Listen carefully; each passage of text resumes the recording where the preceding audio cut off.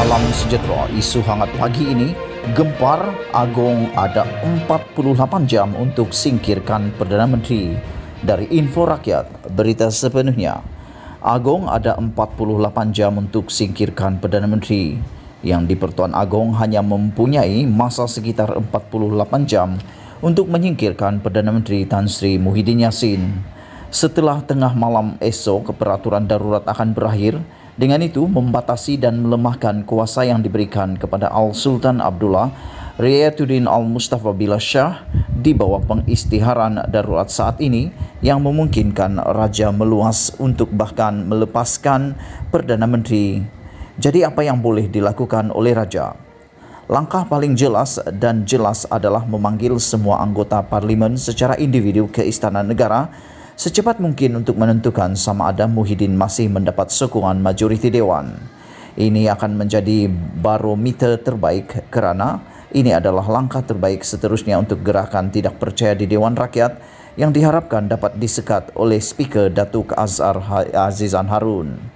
Pada masa ini, Muhyiddin nampaknya mendapat sokongan 114 anggota parlimen kepada 105 pembangkang.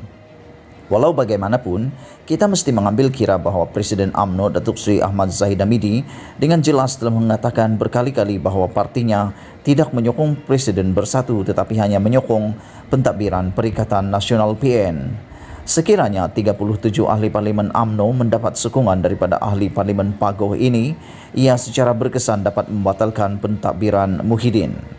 Sebaliknya, sekiranya kelompok menteri dan timbalan menteri UMNO terus menyokong pemerintahan yang sakit ini, ia akan meninggalkan parti itu dengan 22 anggota parlimen yang masih dapat melepaskan Muhyiddin dari jawatan dengan selesa. The Vibes melaporkan bahawa hanya 5 ahli parlimen UMNO yang melepaskan diri dari PN untuk membubarkan pentadbiran sekarang. Namun, ini masih akan membuat pembangkang kurang dari posisi tegas untuk membantu atau membentuk pemerintah kerana hanya memerintah antara 109 dan 110 MP.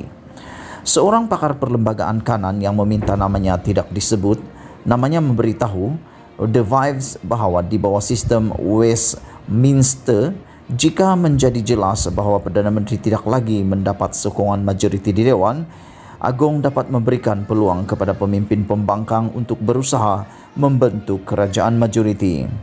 Sekiranya pembangkang gagal membentuk kerajaan majoriti, maka langkah seterusnya adalah pemerintahan gabungan minoriti.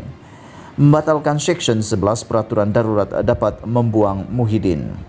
Peguam Kanan Muhammad Hanif Katri Abdullah menegaskan bahawa di bawah peraturan darurat, Raja sebenarnya telah diberi kuasa mutlak melalui Perkara 150-2 Perlembagaan Persekutuan sehingga berakhir pada tengah malam esok. Kalimat pertama Ordinan Darurat Kuasa-Kuasa Penting 2021 menyatakan peraturan yang diumumkan yang di Pertuan Agong menurut Pasal 2 dalam kurungan 2B Perkara 150 Perlembagaan Persekutuan. Kalimat ini saja menunjukkan bagaimana Agong memperoleh kuasa mutlaknya semasa keadaan darurat yang kemudiannya diberikan kepada Perdana Menteri dan kabinetnya di bawah Seksyen 11 Peraturan Darurat. Kebawah Duli Yang Maha Mulia hanya dapat mencabut Seksyen 11 dan dengan melakukannya, dia segera menyingkirkan Muhyiddin dan kabinetnya dari tidak memegang jawatan yang berwenang, kata Hanif. Bahagian 11 ordinan tersebut menyentuh kuasa eksekutif dan perundangan. Ia menyatakan, selama kecemasan berkuat kuasa, Perdana Menteri dan Kabinet yang ada tepat sebelum penerbitan pengisytiharan darurat pada 11 Januari 2021 yang telah dianugerahkan fungsi eksekutif akan terus menjalankan kewenangan eksekutif persekutuan dan orang-orang lain yang telah diberikan fungsi eksekutif oleh undang-undang akan terus menjalankan fungsi tersebut. B. Menteri Besar atau Ketua Menteri dan Dewan Eksekutif Negeri atau Kabinet Negeri masing-masing yang ada segera sebelum penerbitan pengisytiharan darurat pada 11 Januari 2021 yang telah diberikan fungsi eksekutif akan terus menjalankan kewenangan eksekutif negeri-negeri dan orang lain yang diberi fungsi eksekutif oleh undang-undang akan terus menjalankan fungsi tersebut. Dan C.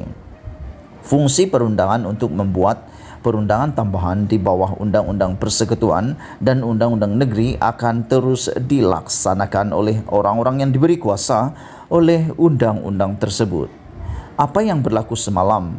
Semalam, pengawas rumah tangga Diraja Datuk Ahmad Fadil Samsudin mengeluarkan kenyataan di mana ke bawah Duli Yang Maha Mulia Paduka Sri Baginda Al-Sultan Abdullah Riayatuddin Al-Mustafa Billah Shah menegaskan bahawa permohonan untuk membatalkan peraturan darurat bertarikh 21 Julai dibuat dengan tergesa-gesa tanpa mengemukakan di Parlimen dan bahawa pernyataan yang bertentangan dan menyesatkan di Parlimen gagal menghormati prinsip kedaulatan undang-undang dan rukun negara.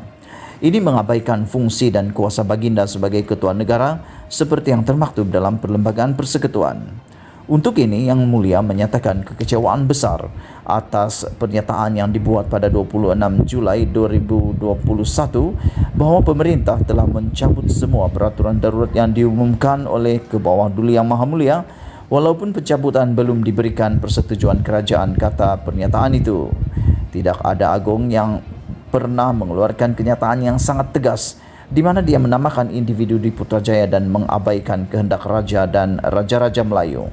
Dokumen 2 halaman itu menyatakan bahawa penguasa itu kecewa dengan Menteri Undang-Undang Datuk Seri Taqiyuddin Hassan kerana menyesatkan Parlimen, menghina institusi raja, menentang arahan raja untuk membahaskan peraturan darurat dan menyesatkan negara. Raja telah menamakan Menteri Undang-Undang Datuk Seri Taqiyuddin Hassan yang telah mengecewakannya untuk persembahannya di Dewan Rakyat minggu ini. Raja telah menamakan Menteri Undang-Undang Datuk Seri Taqiyuddin Hassan yang telah mengecewakannya dan untuk persembahan di Dewan Rakyat minggu ini. Namun, alih-alih memerintah mematuhi perintah dan kehendak agung, pemerintahan Muhyiddin meningkat 2 kali lipat dan secara terang-terangan memberitahu institusi kerajaan bahawa mereka hanya boleh bertindak atas nasihat kabinet. Kenyataan panjang oleh pejabat Perdana Menteri memetik artikel 40 dalam kurungan 1 Perlembagaan Persekutuan yang mengatakan bahawa Agong mesti mengikut nasihat kabinet dalam teguran tegas kepada ketua negara.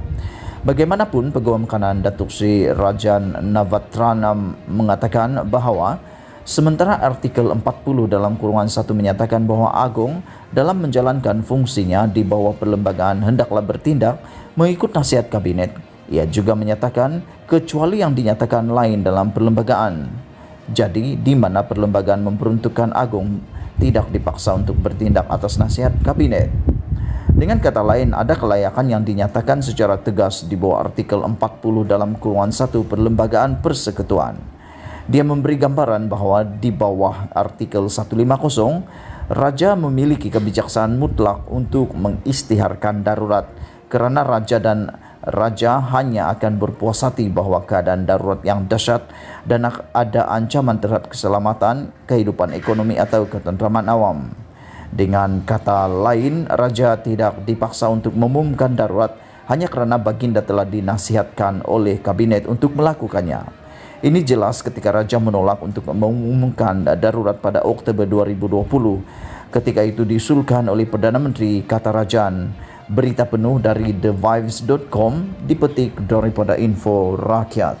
Sekian isu hangat petang ini. Jangan lupa tekan butang subscribe dan kita jumpa lagi. Bye-bye.